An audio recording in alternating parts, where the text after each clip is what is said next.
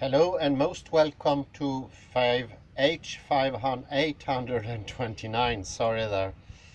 It was quite a massive day yesterday. I managed to record none less than 4 lectures, all serving on this fantastic book, The Taint of the Mirror and Derrida.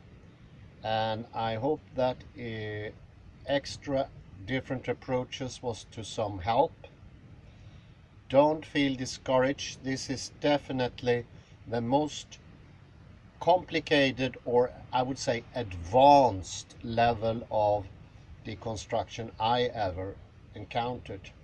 Rudolf Gachet is way up there, way beyond anything that you will encounter in ordinary academic life, without a doubt, any subject bar none. This is advanced, but it's a tool once acquired that you can always use, so it's not the wasted knowledge, and it actually has tremendous effects on all thinking, all levels. We are all sort of in this mirror image gestalt at different levels. Some people are doing mostly isolated reflection. I think the majority are combining isolated and philosophical reflection. Absolute reflection, some people too do that mostly. But the combination of all three to different degrees, it's very, very uncommon. And to have equal degrees, I think that's only Rudolf Gachet and Derrida himself, may he rest in peace. God be with him. It is an incredible journey to partake in, to go into the inner world I mentioned the other day. And this is about going into the inner world and at the same time realizing that the inner world is also the outer world. Going into the inner world is an absolute prerequisite to understand the outer world. It helps with the understanding of the outer world. And I will start this lecture a bit different. I would put in some notes I scribbled late last night, something I reflected upon. An apt pun there from my side, non-intentional, but still there. And this is things that been scrubbing in the back of my head for ages, and that's our results maybe of just looking at the absolute side of reflection, or a combination of absolute and isolated reflection.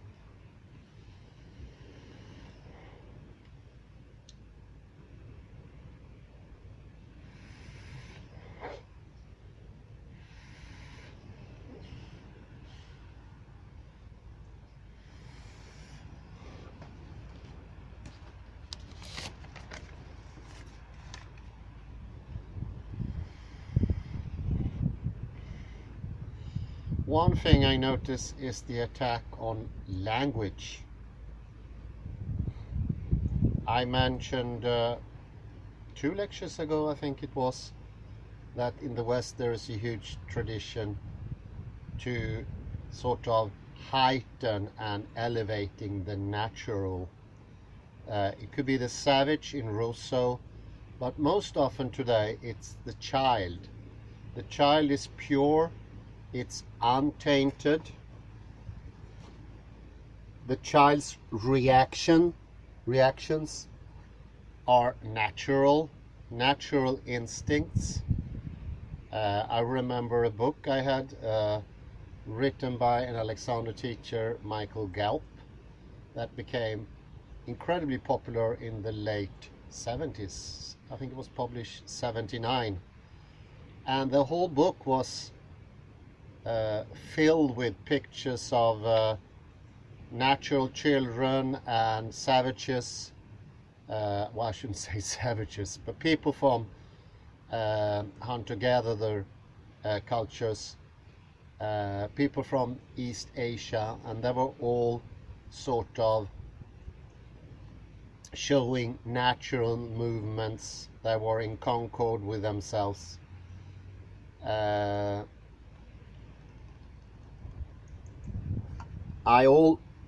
think most of us perceive that to be fantastic, and it became a little bit like a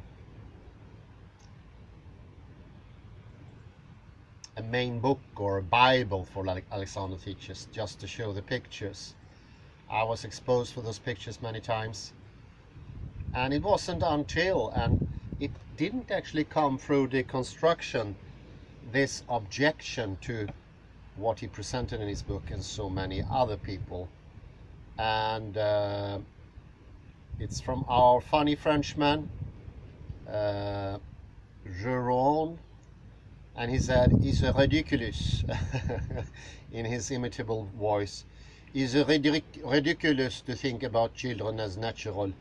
Of course, in all the Alexander teacher books, those photos were especially selected when the children, by happenstance, did the right thing.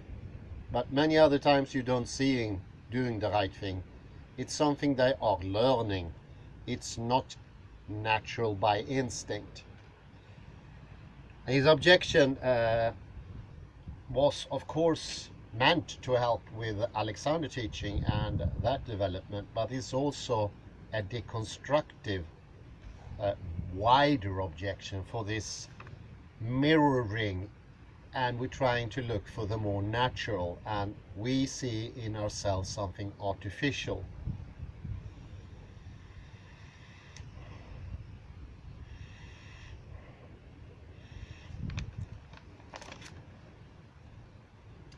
Something becomes established, and we get stuck in this isolated reflection. Not because of the children example, that's just the top of the iceberg. This is showing that we have an established preference for the isolated plus, I would say, the absolute reflection. And we do not think philosophical reflection should come into the picture. And here I come into language. Most children don't have a very advanced language, and that's also a thing that when writing is not ridiculed, we turn to language, words, and words seem to be of a lesser quality, lesser presence, oddly enough, many times, than actual intention. So it's less natural with words, terms. Many times that is just clumped together as intellectualization, and that is something that affects us greatly. And the example I have here, something I was astonished by when I first encountered it, it was in East Asia. I realized there was a lot more talking going around between child and adult than I ever experienced in the West. They talk constantly to the kids. And I think that is they're wanting to convey knowledge to the kids, and they do it at an early age, and it's constantly going on. It's up to 4 times more in a Japanese household than it is in a Western household. And part of that reason is we think the children are natural as they are. They don't have to be taught anything. Language will come natural anyway. But also an idea that children are complete in themselves. They don't have any lack.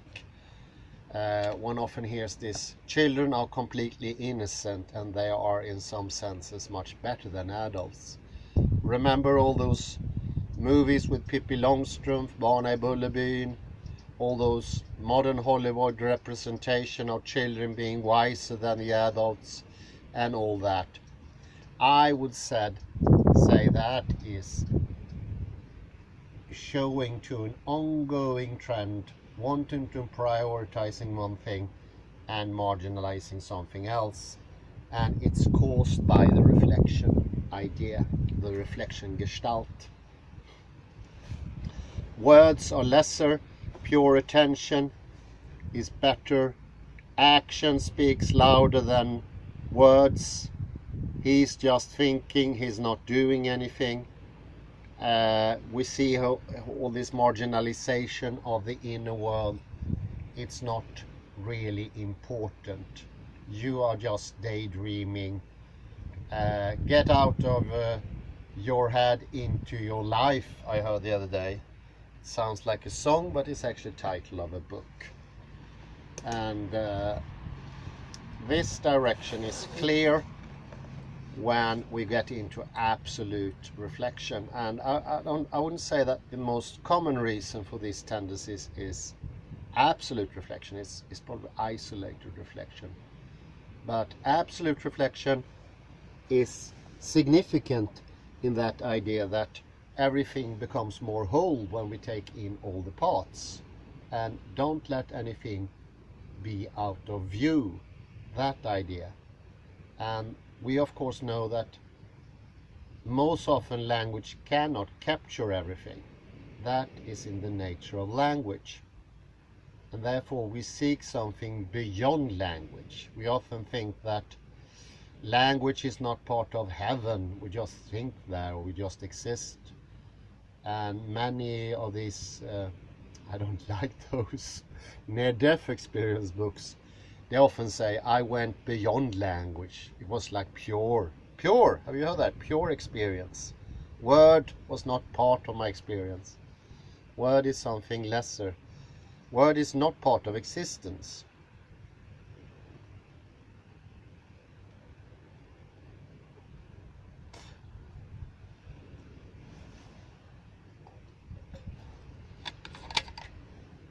And here, of course, we have my other popular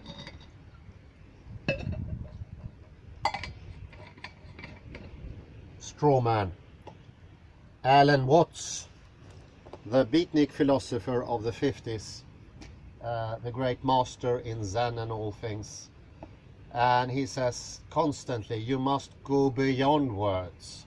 Words is something foul, something tainted, not pure, not clear. They are never absolute. Act instead. That's typical. And his example often stem from the East. Well, he's Eastern inspired. In the Eastern countries, they act, they don't talk. They are not in their minds, they are in the world. They don't do abstraction. I was hinting earlier that in some cases it's just exactly the opposite. We are the ones who usually think consciousness is something that should be untainted by the intellect or the philosophical reflective side of our existence or the gestalt. We should not use planning in our head. We should not use categorizations. And I think that has two effects. One is that it leads to the idea that the categories are outside ourselves, whatever that means. It's of course James Locke, Immanuel Kant and others that says because of this, because we don't have categories in our heads, we shouldn't have them there. They are probably outside, and that's caused by isolated reflection. So isolated reflection come into the picture here,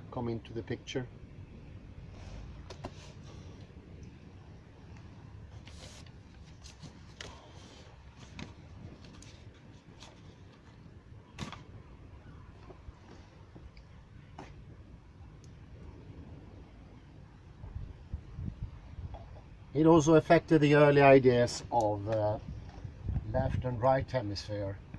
And I think that's maybe the most telling example when Roger Sperry came out with his his articles and his book, Right and Left Hemisphere. I don't think this is by chance, but mostly of language were for him situated in the left hemisphere, whereas in reality, as something Ian McGilchrist has shown, it is not like that. It could not be like that.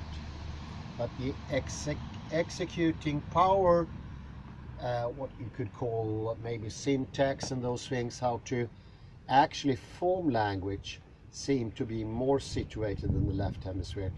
Because if we have some sort of a stroke in the left hemisphere, we lose the ability to speak. But it doesn't mean that we lose language itself, and we don't. And most patients that have suffered from partial seizures in the left hemisphere, and they recover, say that they had a time when they had the words but they couldn't express them. And that's a different thing. Sorry, it's a bit chilly today here, moist and chilly. Well, let's get into the philosophy of reflection, and we were just trying to have a little bit more look into absolute. And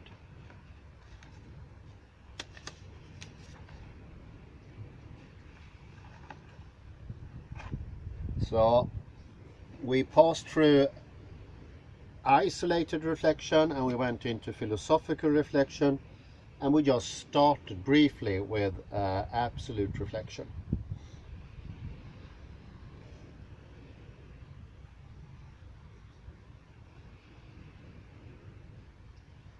As I said, in order to understand the nature of absolute reflection and how it compares to other forms of reflection, we must first understand the manner in which the transitions of philosophical reflection to speculation occurs.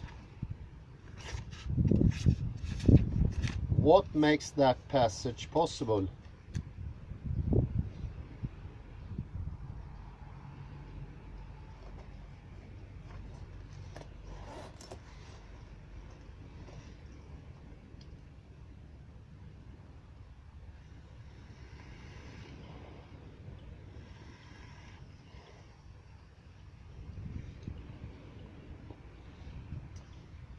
That is, that understanding is already a foreform of reason.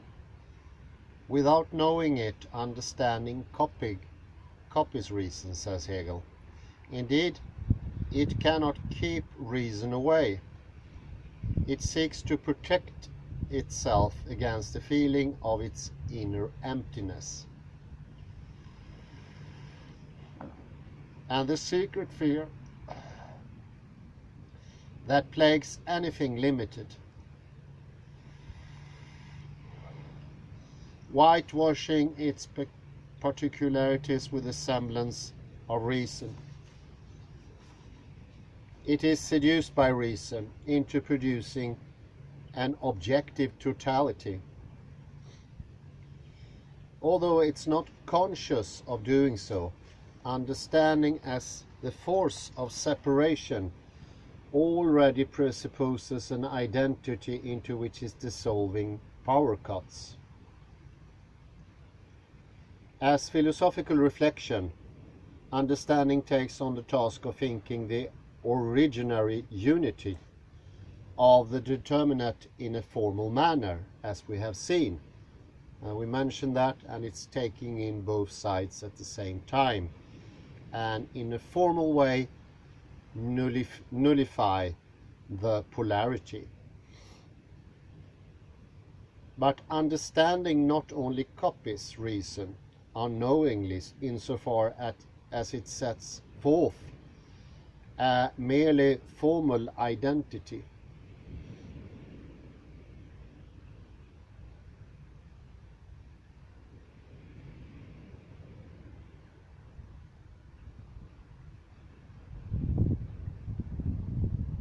It also lets itself be seduced by reason into nullifying its own principle in the endless task of reflectively determining the formal totality in question.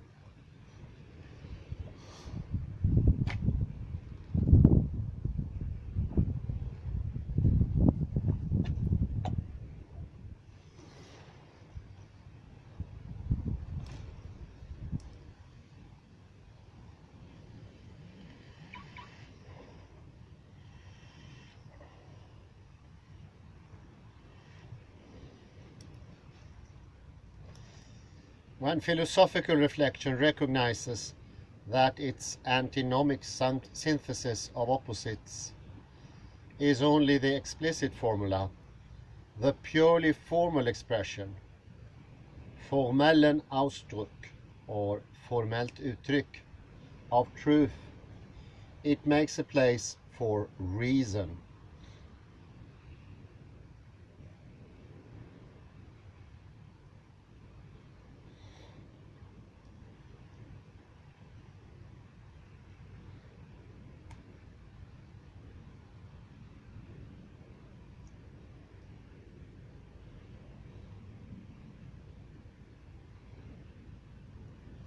At that point, reason, as Hegel remarks, has already brought the formal essence of reflection under its control.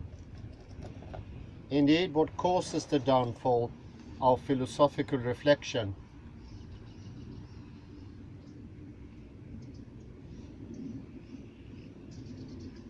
the indeterminate that it must necessarily oppose to the determinate, being in order to determine it fully, the infinite that it cannot avoid juxtaposing to the finite, an opposition that throws philosophical reflection into the endless process of determination. We mentioned that before, that the endless process of determination goes into the philosophical reflection itself as its base.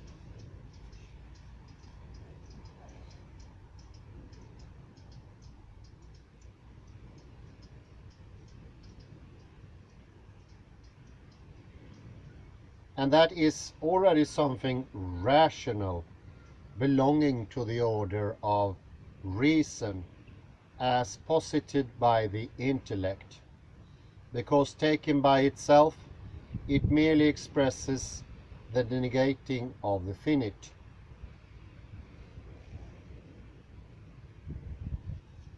Although the infinite task of determination that ruins philosophical reflection is a characteristic of the lowest standpoint from which the absolute synthesis is considered, it is a characteristic of reason as well.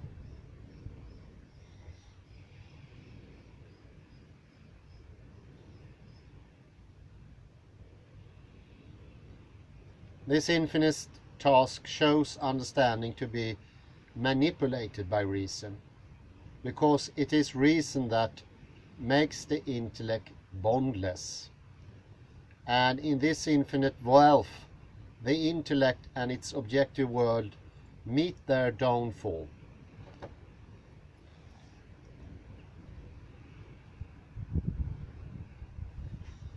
So it's by obliterating the limits it becomes boundless, and that is the downfall. Further, let us recall that the opposite of philosophical reflection are only opposites of thought.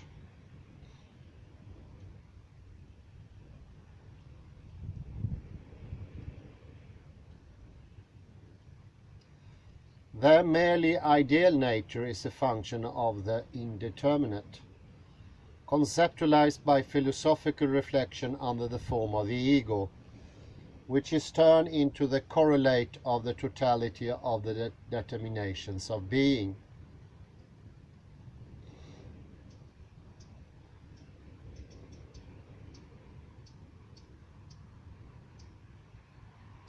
Yet, because The ego is thus placed in absolute opposition to the object. It is nothing real, but is something thought, a pure product of reflection, a mere form of cognition. And this is because it's indebted to understanding. Philosophical reflection is unable to think an organic relation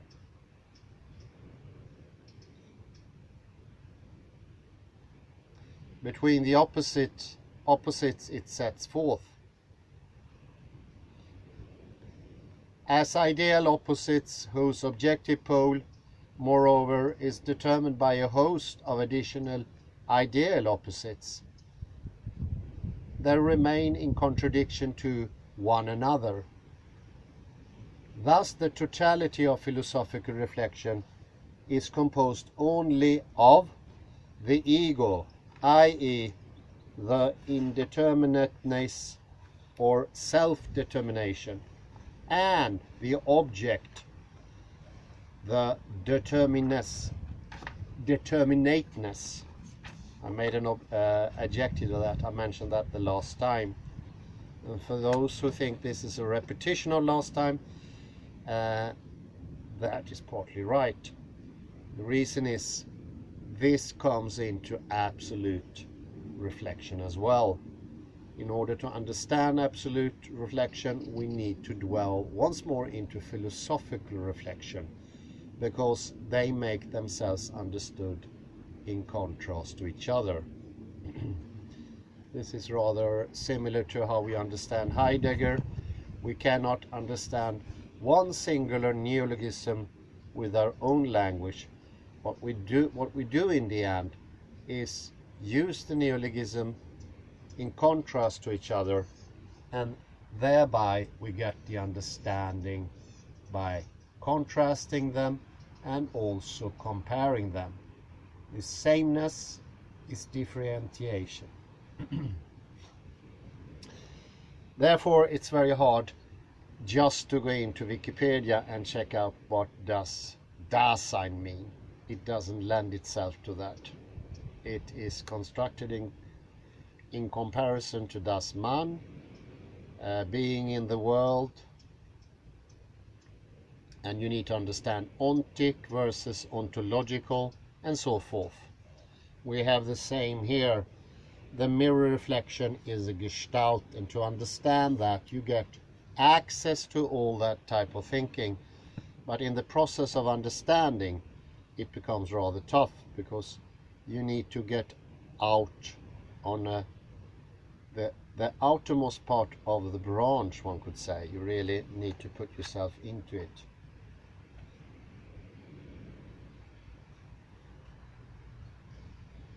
Let's get into the process of absolute reasoning or absolute reflection. And that's the very abyss when reflection determines itself. Rudolf Gachet writes like this on page 41, the last paragraph. The abyss of reason is destructive of all forms of reflection, insofar as the latter serves as the opposing force of understanding. Thus, reason is the abyss into which reflection throws itself as a self, that is, as standing in opposition to reason.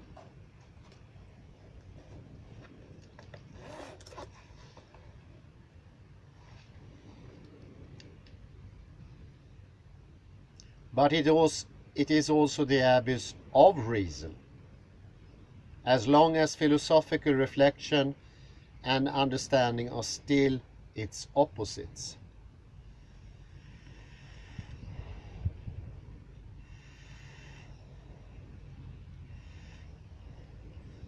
In short, the abyss of reason into which reflection throws itself in a gesture of self-destruction is the medium of the sublation of all self and everything opposed to the self, that is, of all opposition. So we get an obliteration in the polarity between self and the world, and that is the abyss of reason.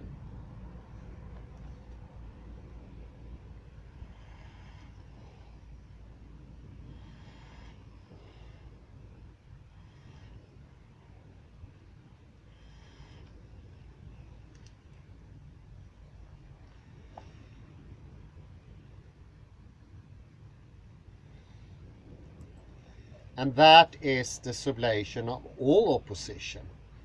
And since the sublation takes place when reflection destroys itself by making itself its own reflective object, the process of becoming of reason coincides with the overcoming of the last possible opposition, that of the self to itself.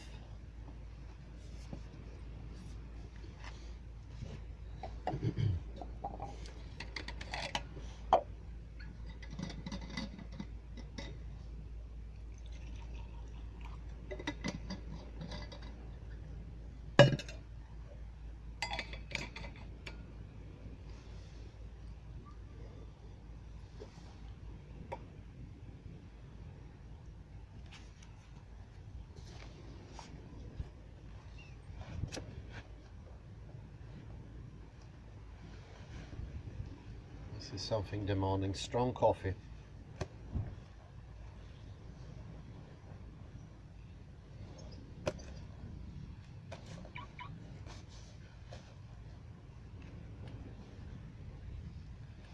And with this total identity of subject and object, an identity in which neither a subjective nor an objective synthesis of the subject-object relation prevails, all separation is overcome and the realm of the absolute is reached.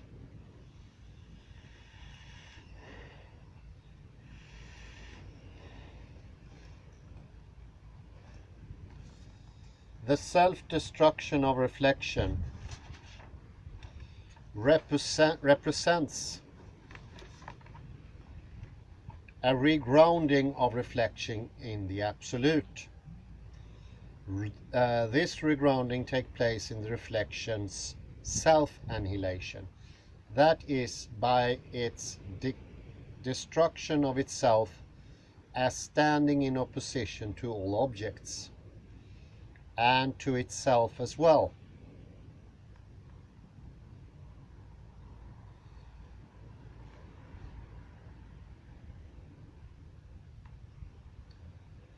The self of reflection, the hypostasis of the ego or subject, is the main obstacle in the way of becoming speculation or absolute reflection.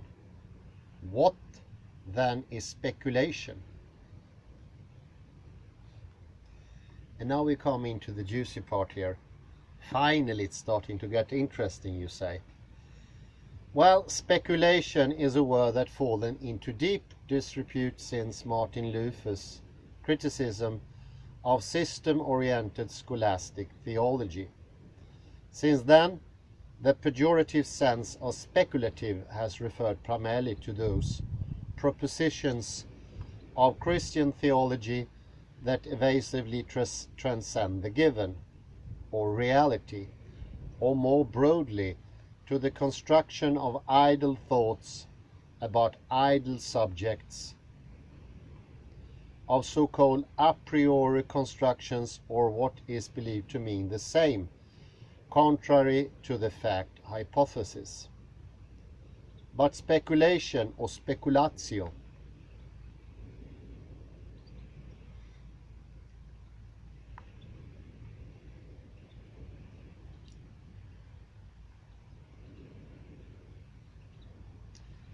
which together with contemplatio make up the Latin translation of the Greek concept of theoria, has little to do with that deforming representation, meaning that which is mere a fancy of thought in thought alone. The term bears a connotation of recklessness only for thought that is caught in a naturalistic prejudice against thought itself. Very good. This is why I like Rudolf Gachet so much. Haven't we all heard we must end thought itself? I think thought is the last dominion to be attacked by this prevailing tendency. First we attack language, or the written language, I would say. That's deviation, something to marginalize. Then we go into words, talk. Talk is attacked, and I think that's a common sense thing, well established within Western cultures. Words is of lesser value than action. And then the last dominion, the last wall to be attacked by this tendency, that is thinking itself. Once more, let me point to Alan Watts or Daisetsu Suzuki et al. Thought or thinking must end. Isn't that marvelous? Thank you, Rudolf Gachet. The last bastion to be attacked after we attacked writing, talking, words, abstraction, intellectualization. The last bastion is thought itself. Thinking must end. That's very good.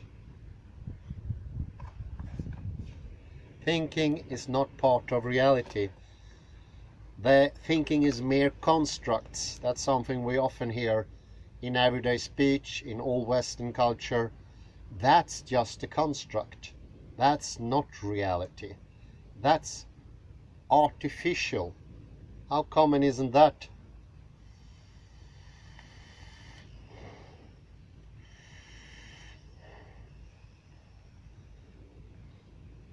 Artificial in contrast to the absolutely natural, instinctual, directly absolute, the innocence of the child, being present always, not planning, living in the now, so forth and so forth.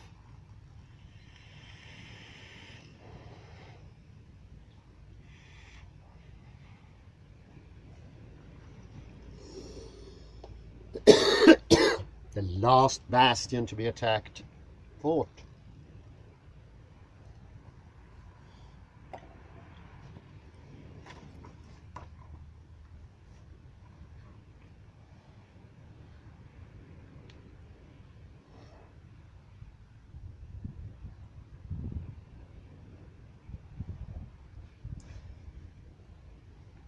The term theoria, or just an idle thought, or mind wandering, or whatever, it bears a connotation of recklessness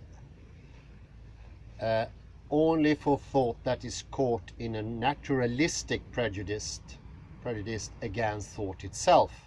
You hear? Thinking itself has a prejudice that it's not naturalistic. It's not coming from nature.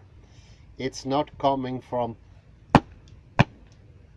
the mirror reflection, which is more real than you perceive. You see here? Undoubtedly, scholastic philosophy and German idealism have indulged in speculative aberration.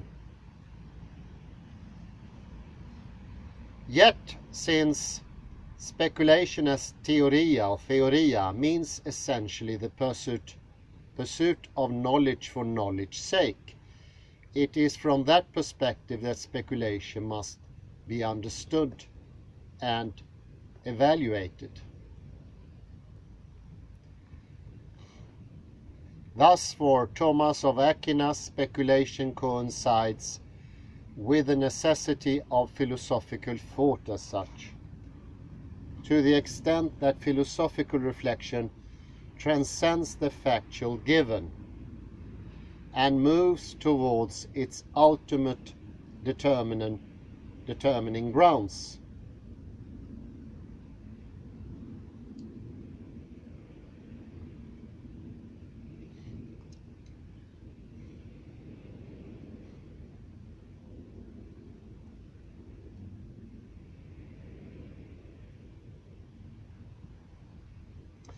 Such speculation, since it was tied to the scholastic and theological form of philosophical thought, was of course restricted to the interpretation of all finite substances as deriving from the one divine substance. But since Descartes' recasting of the concept of truth, the meaning of speculation in Cartesian and post-Cartesian philosophical thought has not only signified the necessary transcendence of what is given in a sensuous manner,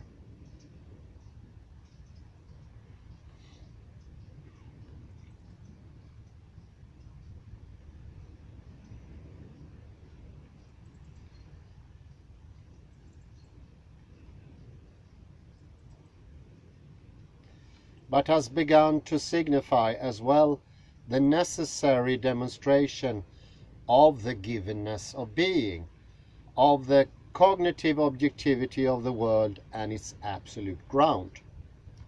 Once more is the reflection that is being more isolated, and we have an absolute ground for reality.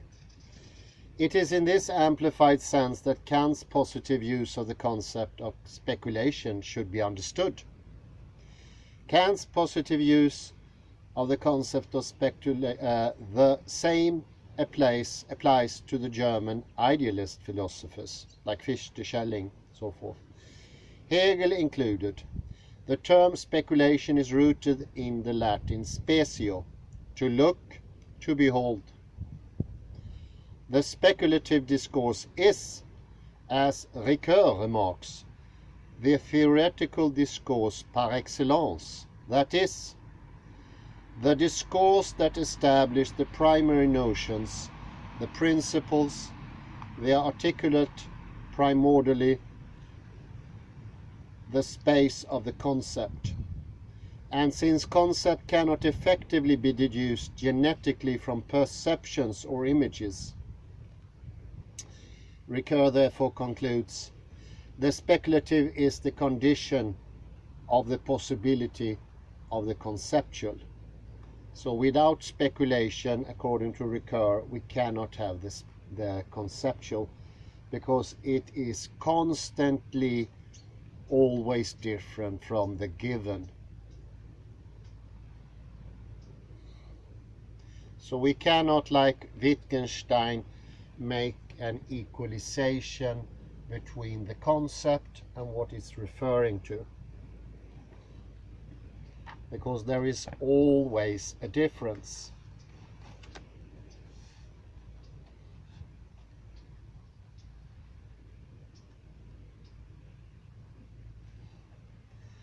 Because with respect to ordinary and scientific languages, speculation offers the reflective distance that allows a conceptual space to constitute itself, and because it is thus first in the order of foundation, it appears as the very condition of the possibility of philosophical knowledge and thought.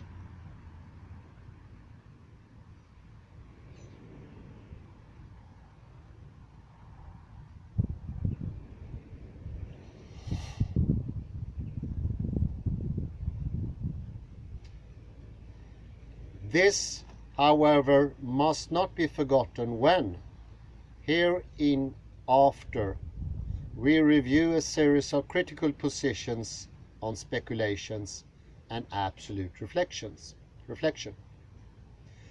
Positions which in essence represent radical attacks on what the tradition has meant by philosophical thought.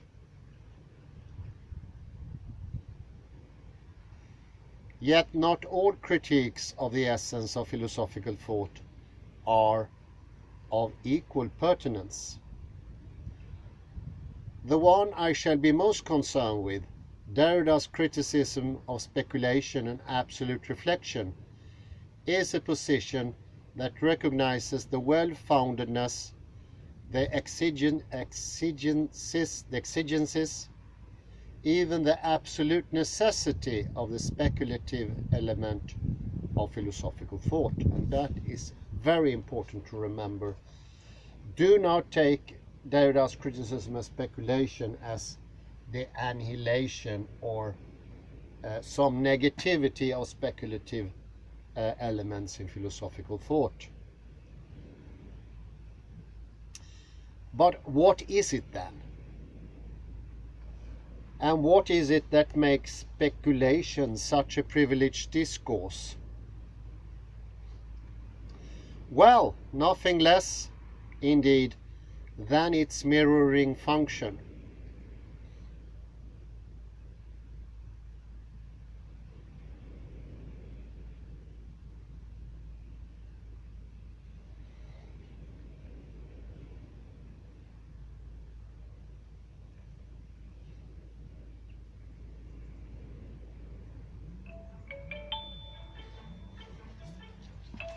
It is.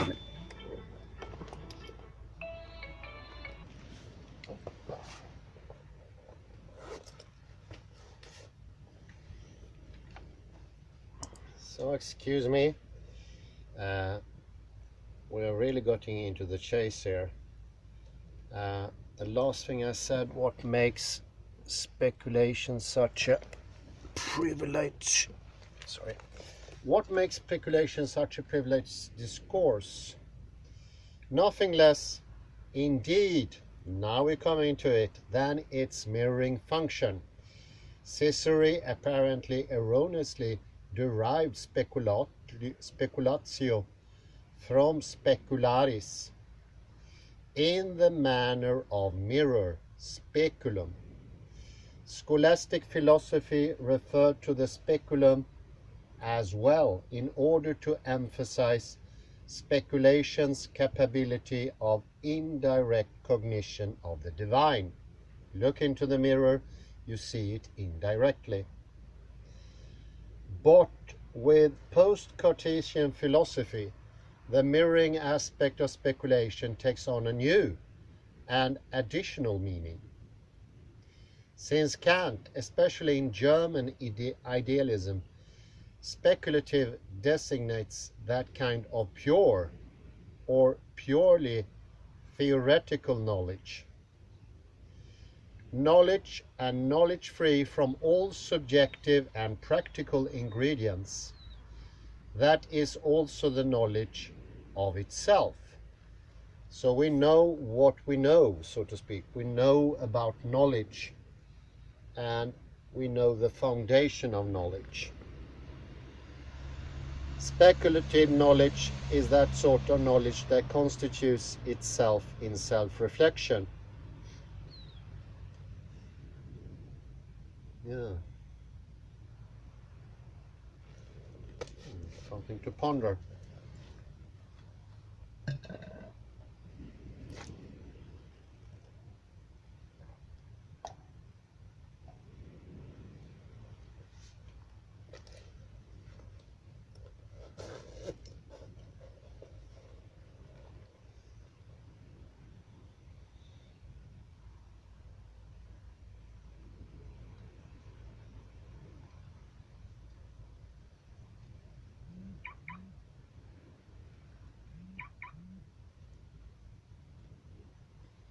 Since German idealism, speculative has meant the process of constant exchange between a mirror and its mirror image. One calls a relation speculative when an object first remains fixed in a purely phenomenal state, but is then also recognized as being for a subject and in itself, or indeed for itself. Consequently, Hans-Georg Gadamer can write that a thought is speculative if the relationship that it expresses is not conceived as the unambiguous assigning of a determination to a subject.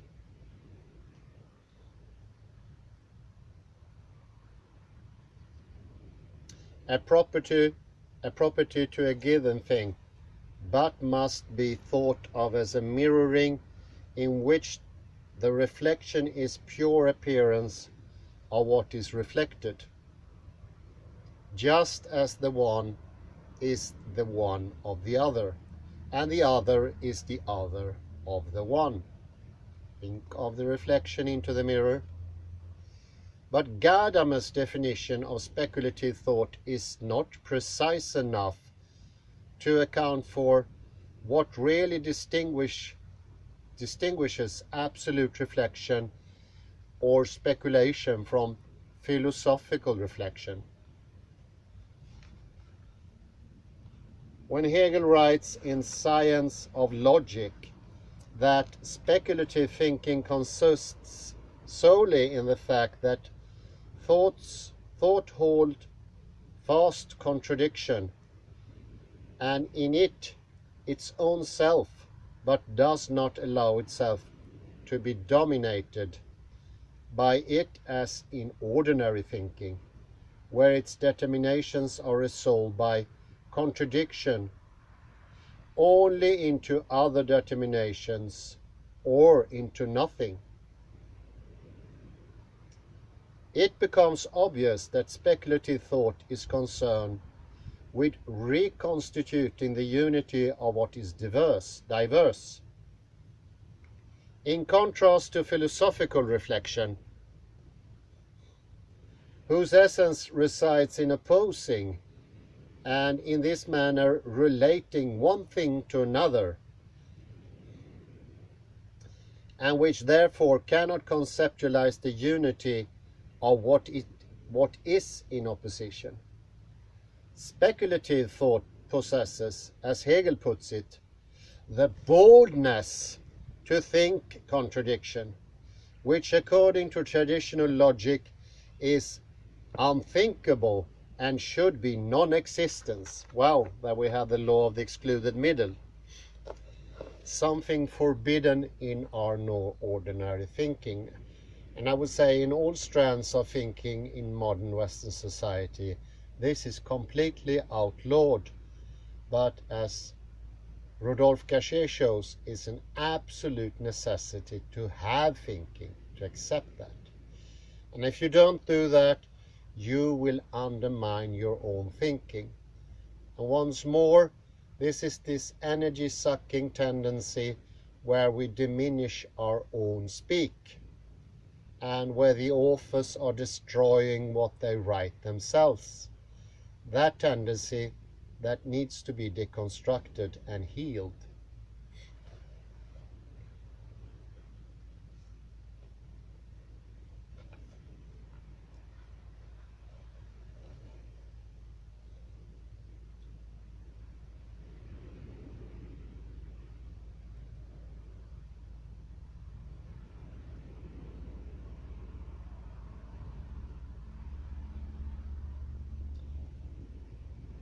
No, because the thought of such unity requires a beholding of what is opposite as such.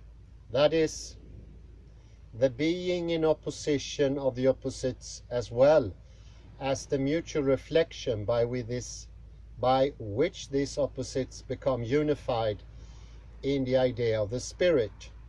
Speculative thought is grounded in the reflective mirroring of what is positively in opposition.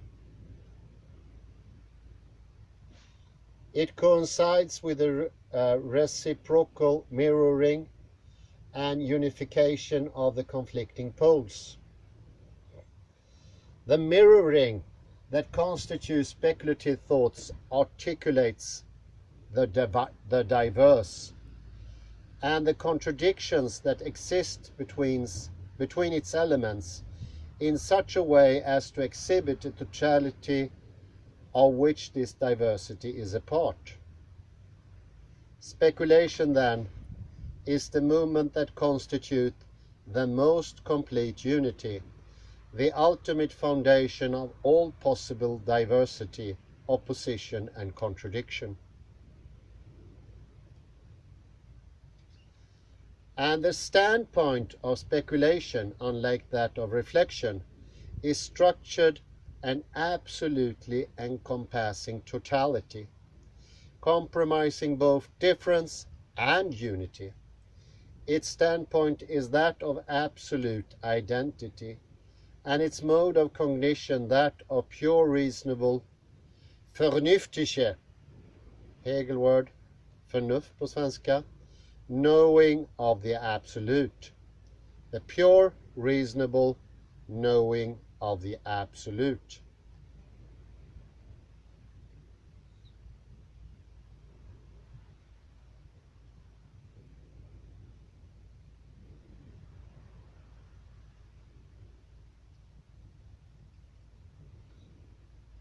Its standpoint is thus the standpoint of reason, and reason itself is the absolute under the form of knowing.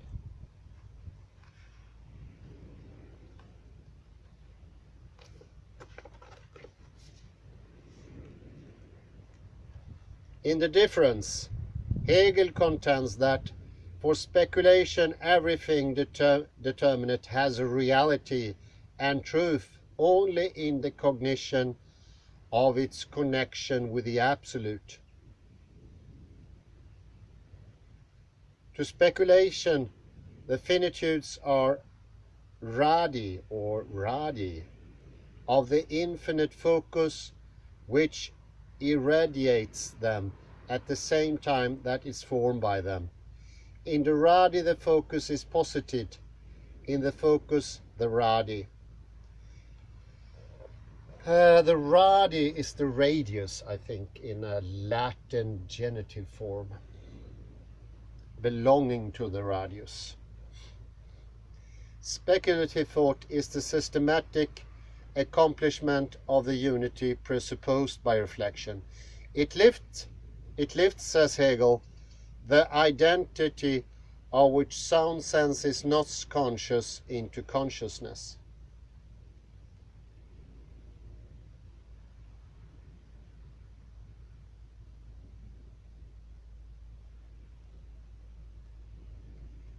But in the highest and most complete synthesis, speculation must also abolish the opposition between conscious and the non-conscious, thought and non-thought, cogitans and cogitatum. Speculation, consequently, also demands the nullification of mere consciousness through the self-destruction of reflection. The higher unity of spirit is achieved only at the price of a suspension of all opposition.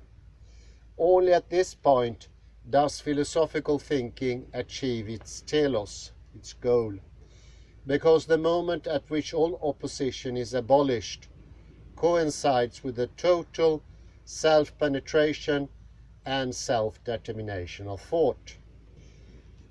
And then in the last here it helps to think about the Klein Bottle. It's self-penetrative, and in some sense the Klein Bottle is just one flat plane.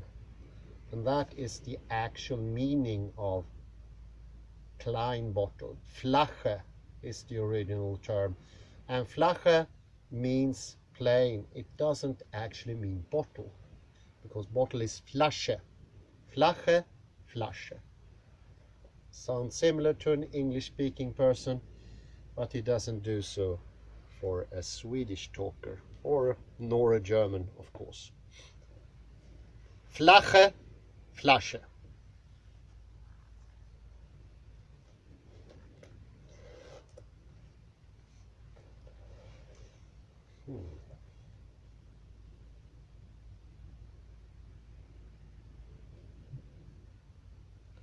At this point of completion, speculative thought can conceive of the object of its thinking as nothing less than the self-determined movement of its own self-comprehension as thought. Indeed, speculation achieves its totalizing efforts when it recognizes its own achievement as the achievement of the self-determination of the concept. Yeah, I think that was tough enough and enough for today. Let's a lot to ponder, and I will try to find something in the next lecture to help with another perspective on this. This is absolute necessity to understand maybe the most advanced thinking I encountered so far. Sometimes I wonder if it doesn't beat quantum mechanics. No, I would say it's at the same level. Thank you very much for your patience. Sorry to blast so much at one time, but it will come more helpful lectures later on here. And a little note, somebody wrote to me about him having a great interest in Derrida for the moment. Be interesting to know how and why. That would be very interesting. But I wish you all a very pleasant afternoon. Bye bye for now.